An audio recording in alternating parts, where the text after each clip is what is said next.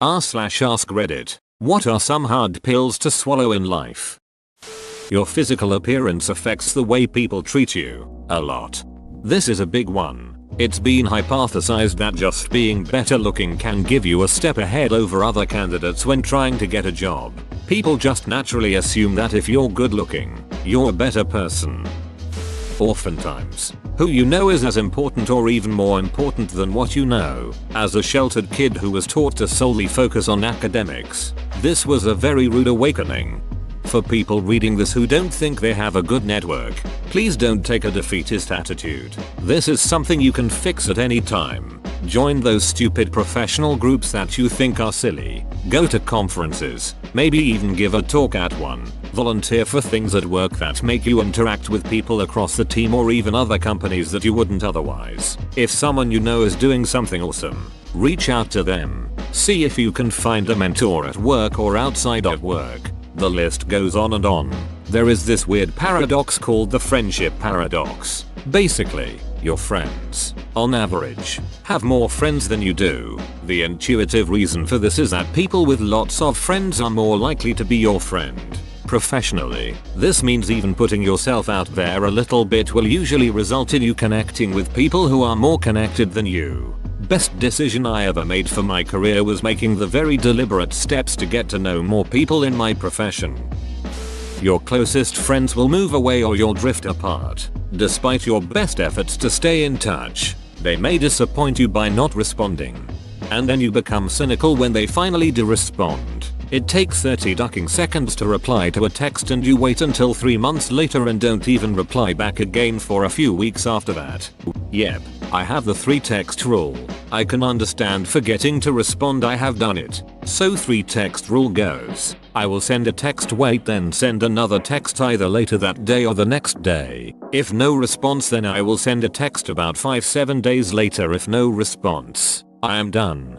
I have a friend like that. We used to be tight and almost started dating at one point, but she always kinda drops out for a few weeks at a time and pops up all friendly and shit. Makes me furious when people are like, oh hey, I have absolutely nothing else to do, let me text this person, and then they don't even keep the convo going for more than a few texts. Like, dude, if you're gonna ask me how I've been over the past few months that you didn't care, you're either gonna get a 1-word answer or 7 pages of texts. Most friendships aren't as strong as you thought. I kind of feel like a dong, but I make a different variety of friends. And there's one kid who I knew since freshman year. We were good friends through high school. But he's a total narcissist and honestly never shuts up. I ghosted him for a couple years. Then he messages me saying how he's changed, not the bitter person he used to be, and making it clear he valued our friendship. So I gave him another chance, and he is still 95% the same, and has no other friends as a result. So now I kinda pity hang out with him once in a while, but usually I just make an excuse not to hang out. I just can't stand how he talks shit about everyone and everything. Not sure what the point of this post is, so I'll try to make one. If people don't seem to want to be around you, take a good look at yourself. Some people will not like you, no matter how much you may want to be friends. You cannot make someone like you back. You can be the most perfect apple that ever existed, but some people just hate apples. Android for life, yo. Most people don't care about you anywhere near as much as you'd think. Realizing this can be very liberating. Agreed. Not thinking about what others think about you is one of the most important steps to, or aim to, live in happiness. I would modify that slightly to only caring what people you like, respect think about you. If someone you like, respect thinks badly of you, you're probably not the person want to be. If an a-hole doesn't like you, who cares? Every single relationship you have with any person is either gonna end with one of you leaving or one of you dying. Enjoy it while you can. On the bright side, there is always the prospect of both dying at the same time. For example, car crash. Calm down, Morrissey. Your body wears down over time. Take care of your back, knees, and teeth. You'll need them in the future. I'm almost 29 and a lifetime of obesity has already led to arthritis in my back along with a herniated disc. I know the whole love your body at any size thing is gaining popularity, but your body simply doesn't like being that big. Listen to underpaid wicker people. I'm not 60 yet, but in the last 3 years I've had to have all my teeth pulled and get dentures. And I just had major surgery on my neck spine in March. So far, thank you. God, my knees are holding out though. Happy Mother's Day to me. Realizing that not everyone is who you thought they were, and people will not always treat you in the way you treat them. Yup, we love to put people into boxes and create our own standards ideals of them ex. That's not like Joanna. She never does that. Great way to continually set yourself up for disappointment. You're right. Definitely taught me that people are not always as they seem, and it's naive to take them for face value. People do things out of character for a whole array of reasons, but it's good lesson to learn. Life isn't fair. You can be a good person and still get shit on. You can work your ass off and still be struggling. Yet some douche gets everything handed to them. You can do everything right and your life can, and will, fall apart. But as true as it is, if someone is going through a hard time, don't ever tell them nobody said life is fair. That's one of the most irritating things I can think of. Very rarely does anyone actually care about you as much as you care about you. You are a side character to everyone else. Often not even an interesting one. This one actually has a positive side though. You get to stop being so goddamn self-conscious. Your co-workers are not going home to their families talking about how this loser at work wore the same shirt twice this week. What's wrong with wearing the same shirt twice? It takes two people working all the time to make a relationship work, but only one to decide it's over and then it is just done at that very moment. Yup, it sucks how everything seems to be going great until in an instant it's over. It makes trusting people hard, but if you don't then you will just wind up even more alone than before. The worst is with every heartbreak, you throw just a little less into every relationship. Less trust, less devotion and less love. I hope that it would recover but seriously never truly gets back to what it once was.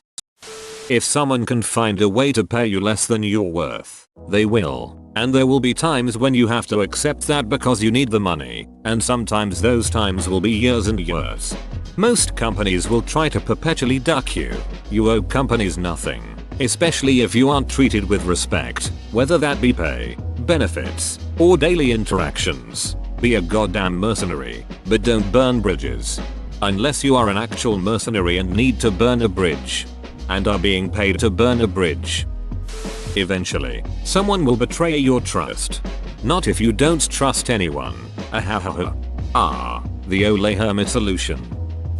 There are moments where you'll need to let go of something someone you love so ducking much. Your parents are mortal, limited and flawed humans who were not prepared to raise you and made most of it up as they went along, terrified that they were doing the wrong thing and hoping to just make it through the day, just like pretty much everyone. There is probably no more terrible instance of enlightenment than the one in which you discover your father is a man with human flesh. Paul and Frank Herbert's Dune. You can't always be the best, but you can always do your best. Wholesome. I like this one. You can't make someone love you. They can't make their heart feel something it won't. Swallowed that one a long time ago. Now someone that did love you, and no longer does, especially due to incorrect perceptions that you can't change. Currently choking on that pill. You know how tons of people told you that you were special when you were a kid? You're incredibly average. Or worse, you're above average, but because you were special, you didn't learn a lot of things that are necessary to function as an adult because you coasted by on natural talent in school. Now you have to work twice as hard to learn and apply your skills in adulthood. You don't get to decide that you aren't an a-hole. Sometimes you do shit that hurts people you care about even when you have good intentions. Similarly, behaviors that kept you safe in an abusive situation are often harmful and can destroy your healthy relationships.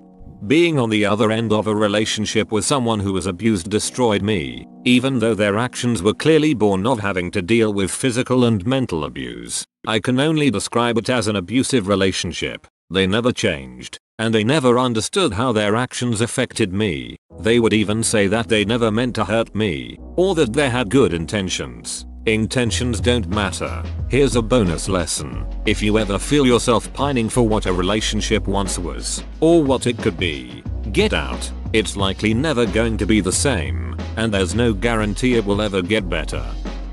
You can be the ripest, juiciest peach in the world, and there's still going to be somebody who hates peaches.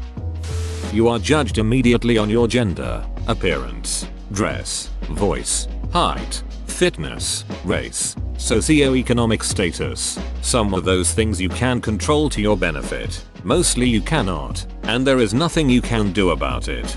Everybody judges, maybe not negatively, but everyone judges. And your God-given neutral expression, "I've got the resting beach face," quite bad for a man. This is to the point where I always look angry, even on happy days, which then leads people to assume I'm on the warpath all of the time. I guess it's just my mouth curling down slightly at the edges, but it makes everyone I meet assume I dislike them right off the bat.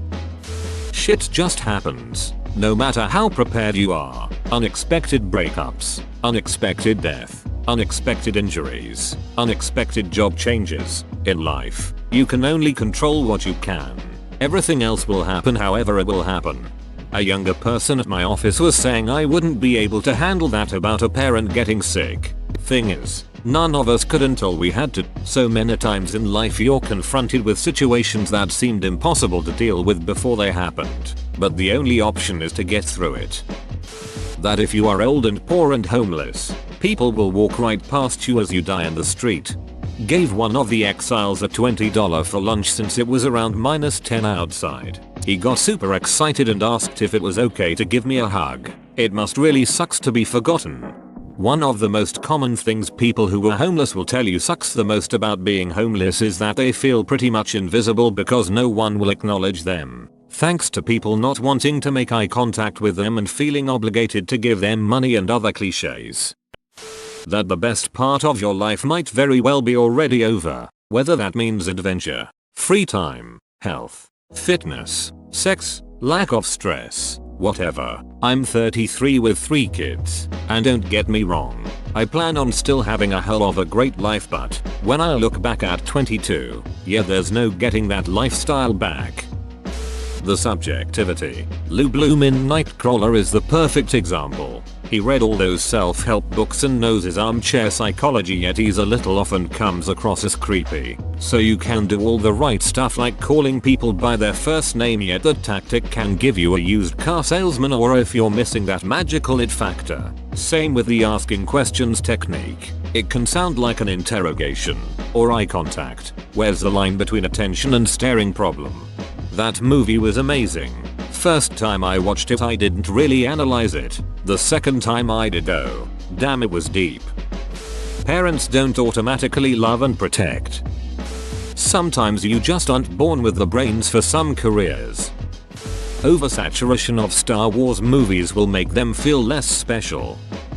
Whoa, you made it to the end? You're a ducking beast. I'll cut you a deal. Smash like and subscribe for more curated content, bruh. It's free and that's a great price.